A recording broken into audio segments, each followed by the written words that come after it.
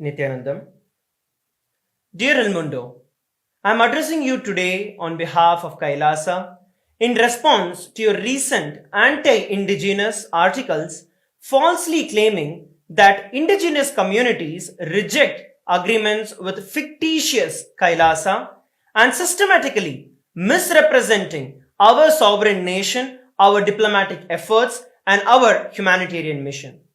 Your anti-Indigenous position disguised as defense. Before we address anything else, we must highlight here the most disturbing irony in your post. While claiming to defend the indigenous communities, you are actually arguing that the indigenous rights should be stripped away from the indigenous peoples of Bolivia. Your entire narrative focuses clearly on delegitimizing the rights of the indigenous nations to engage in diplomatic relations, a right that is explicitly protected under several articles of the Bolivian constitution, such as Article 30 and many more. The Article 30 guarantees the indigenous peoples the right to self-determination and territoriality. And the Article 30 also ensures that the right to maintain their own institutions. It's profoundly hypocritical to see how you try to position yourself as a defender of indigenous rights while at the same time undermining the fundamental rights of the indigenous communities to enter into agreement with other international partners of their choosing. This anti-indigenous position is not just hypocritical but actively harmful to the very communities that you claim to defend and exploit in the name of the indigenous people defending them. And this is very, very evident by all the articles that you have made. Let us look at your systematic violation of the various journalistic ethics. Be clear, you have utterly and completely failed to meet any internationally recognized standards of ethical journalism. Whether it is truth and accuracy, you have deliberately omitted the crucial facts regarding Kailasa's legitimate diplomatic relations, our international standing, and the legal exoneration of the Supreme Pontiff of Hinduism in the courts of the United States. This selective reporting constitutes of misinformation by selective omission. Second, independence. Your reporting demonstrates clear bias against the indigenous Hindu communities and our right to self-determination, suggesting external influence and agenda in your editorial decisions. Third, fairness and impartiality. You have presented a severely distorted perspective, deliberately excluding Kailasa's position and the evidences that contradicts your narrative. 4. Humanity. You have been using dehumanizing language, referring to Kailasa as a fictitious nation. This demonstrates a concerning lack of respect for the dignity and the rights of the indigenous Hindu communities and the indigenous people who are there in Bolivia. It speaks volumes that your publication released these defamatory articles without contacting any of us for a comment or verification. As a prominent media outlet, surely El Mundo, you understand that you are responsible for journalism, and every responsible journalism requires to hear both the sides of a story. Your failure to seek our perspective before publishing these articles demonstrates what can only be interpreted as a deliberate intent to misrepresent Kailasa and to incite further persecution against our marginalized community. El Mundo, by publishing articles describing Kailasa as a fictitious nation, while simultaneously reporting on our very real diplomatic agreements, you are engaging in a glaring contradiction that reveals your true intent. You are undeniably responsible for furthering a one-sided disinformation campaign and inciting hate against our already marginalized and persecuted indigenous Hindu community.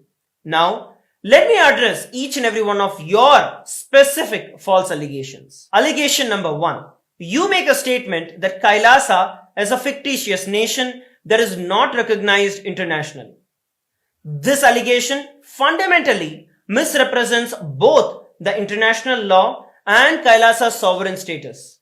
Let me educate you, El Mundo, about the sovereignty, juridical statehood, and self-determination. First, let me ask you a simple question.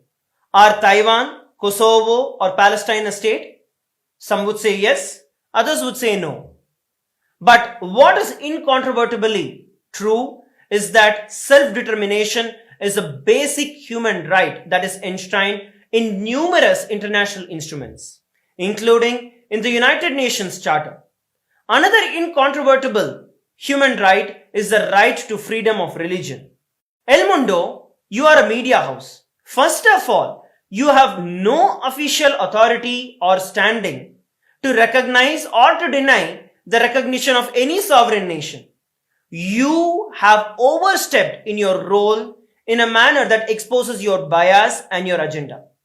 It's important to note that even the United Nations itself, by its virtue of its own declaration, states very clearly that it is neither a state nor a government, and therefore it does not possess any authority to recognize either a state or a government.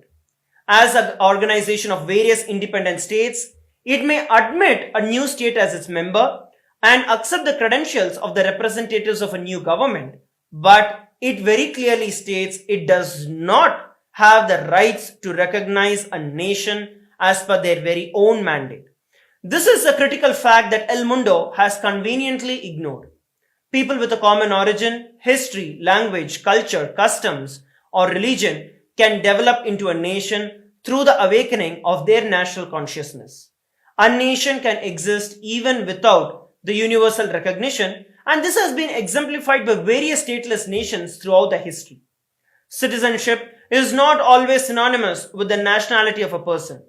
The United Nations International Covenant on the Civil and Political Rights, ICCPR, recognized by 178 nations, it declares in its very first article, all peoples have the right of self-determination.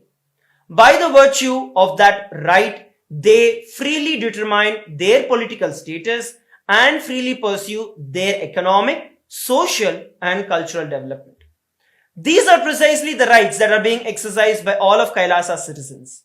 Kailasa may have fewer formal recognitions compared to longer lasting established states, but that does not deny the people of Kailasa from exercising their fundamental human rights and the political rights of building diplomatic relations and seeking recognition across the entire world. Let us look at Kailasa's juridical statehood. The juridical statehood of Kailasa is legitimate and is recognized as per international law. Kailasa is a sovereign subject of international law, possessing distinctive attributes derived from the Supreme Pontiff of Hinduism's inheritance of the unbroken succession and the revival of 21 sovereign ancient Hindu states and the ecclesiastical Hindu institutions such as the Swarna Pita Swargapura Samrajya Sarvagnya Pitam and the Shamala Pita Sarvagnya Pitam.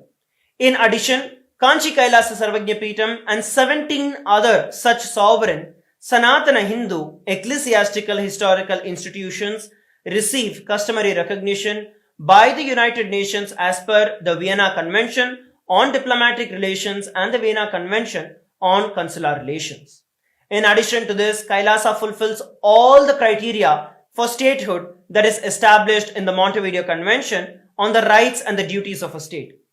The Montevideo Convention very clearly states 4 important capacities for a state to be recognized as a state. The point number 1 begins with permanent population. Kailasa, of course, has a well-defined community of citizens that are unified by cultural, religious, and historical bonds living in the sovereign territories of Kailasa. Second, defined territory. Kailasa maintains territorial sovereignty that has been gifted by various countries from around the world. Third, government. Kailasa has a very well-established functional government with administrative capabilities. And fourth, capacity to enter into relations with other states. As evidenced by our diplomatic agreements with various indigenous nations, with various municipalities in Bolivia, in other countries around the world, Kailasa actively engages in international relations. The Montevideo Convention on the Rights and the Duties of the State establishes very clearly that the political existence of a state is independent of the recognition by other states. Please be very clear. The political existence of the state is independent of the recognition by other states. And this emphasizes the inherent rights of the states to self-governance, to the territorial integrity and political independence. Further to this, the doctrine of continuity applies to Kailasa. International law recognizes a state's legal personality by recognizing its identity. This perspective extends to periods of annexation or occupation, where the legal personality of a state is considered to persist, enabling its subsequent re-establishment. Historical examples dating back to the 18th century include cases like Portugal and Genoa and instances of state re-establishment after the Vienna Congress of 1815.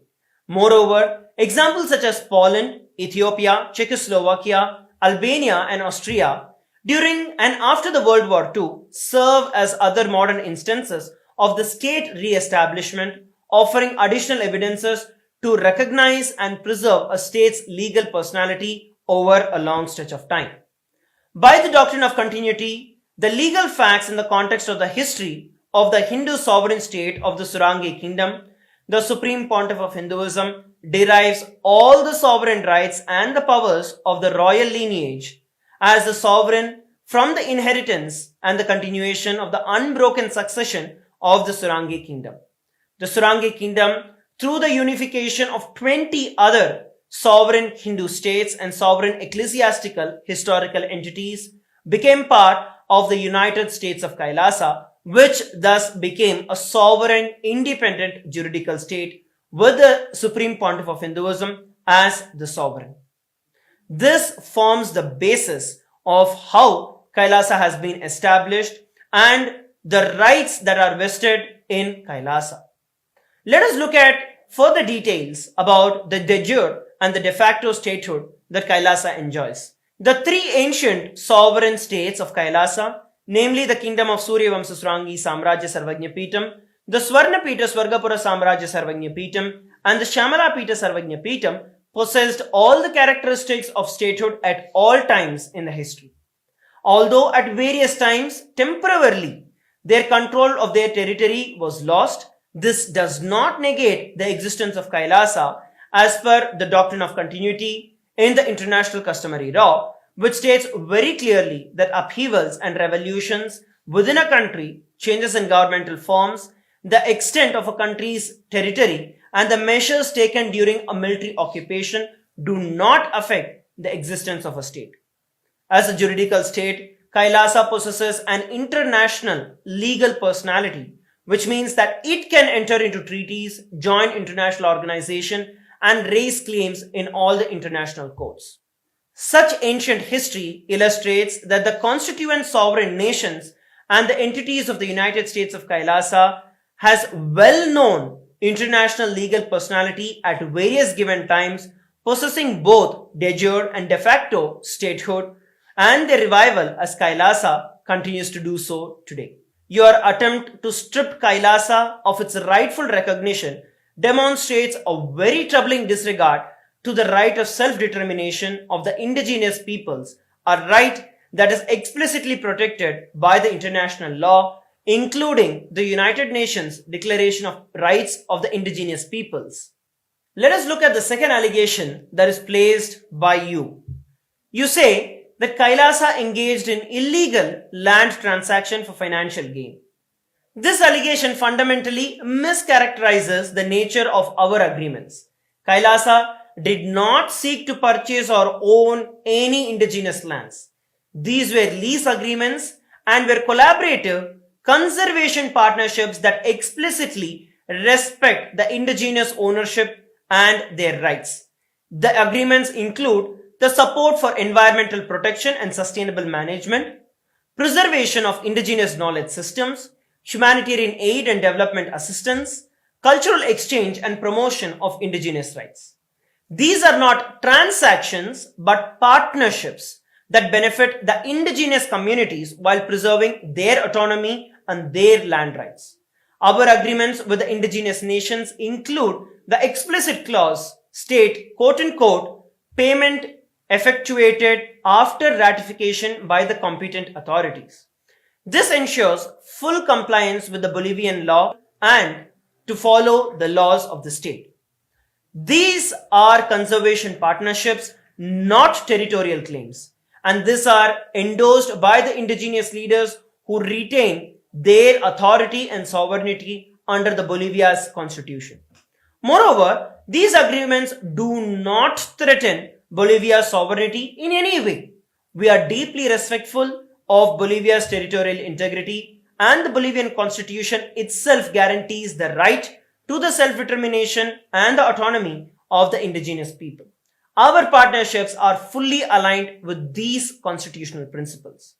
Unlike extractive industries that have historically exploited the indigenous lands for profit, Kailasa's approach centers on supporting the indigenous communities and their own development, their vision, while helping preserve their cultural and environmental heritage. You go on to say that Kailasa attempted to negotiate illegitimate 1,000-year contracts. The time frame of conservation partnership reflects our long-term commitment, and that is needed for effective environmental stewardship. It's not an attempt to control land.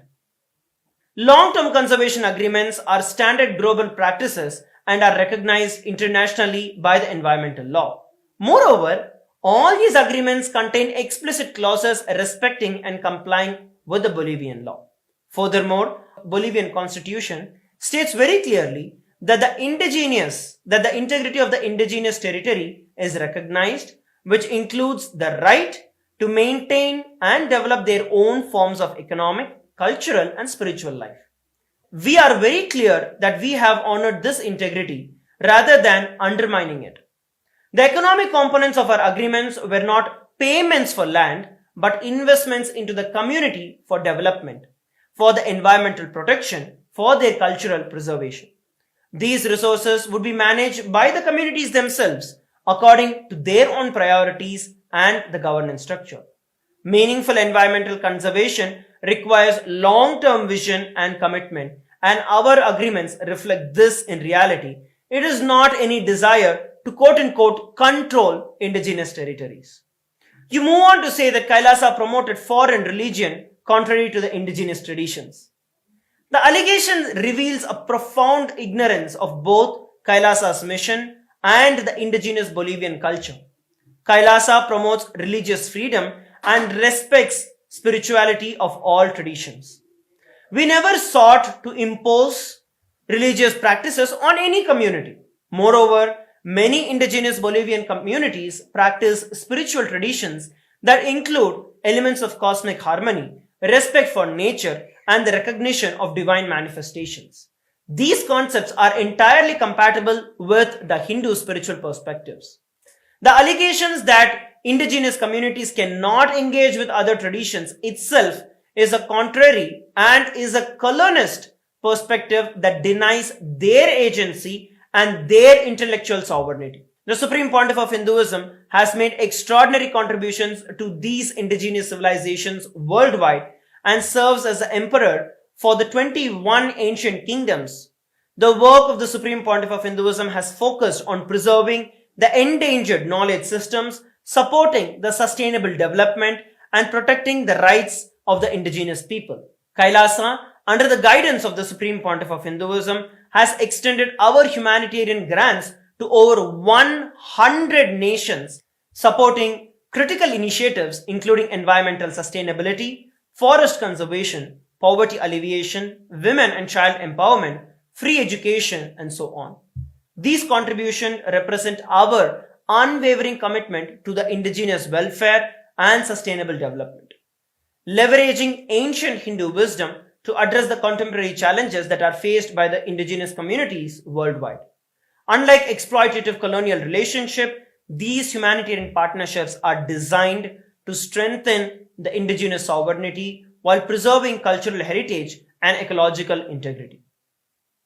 And while you go on to report about the fake information and false allegations on Kailasa, you fail to acknowledge the broader historical context in which Kailasa exists. The Hindu genocide and ethnocide that the Hindus have faced stand as one of the most tragic and overlooked chapters in the entire human history. We are indigenous people and we have suffered from colonization. At one given point in time, Hindus had over 56 indigenous nations, spanning approximately 6 million kilometers square across the entire Asian belt. With over 10,000 indigenous traditions, 1,700 provinces and over 200 Hindu kingdoms. The dark chapter of several centuries includes massacre of over 500 million Hindus, slavery of 4 million Hindus, and artificially induced famines resulting in death of over 160 million Hindus, destruction of thousands of Hindu temples, over 1 million Hindu educational institutions, and over 80 million Hindu scriptures. Today, a very small fraction of these indigenous Hindu traditions endure, with the Hindu sovereign lands being unlawfully annexed, leading to the forced mass exodus of Hindus and the indigenous nations. Kailasa represents the revival and the preservation of these indigenous traditions, cultures, and knowledge systems that the colonizers attempted to eradicate. By delegitimizing Kailasa, El Mundo, you become a complicit in the ongoing erasure of the indigenous Hindu heritage. Let me attend to the next allegation that you pose. You say that Kailasa used deception and false promises to appropriate indigenous lands. This is categorically false. All the negotiations were conducted transparently with full disclosure and the presence of the community and the leaders of the community. The terms were clearly documented, translated into the local language, and explained in detail. The assertion that the indigenous leaders were somehow tricked is deeply patronizing and denies the intelligence and the agency of the indigenous people of Bolivia.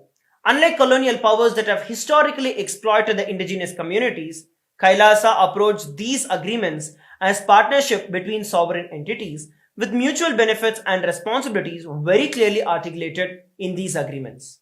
El Mundo's reporting conspicuously ignores the political context in which these allegations against Kailasa have emerged. This is not journalism, but this is political theater.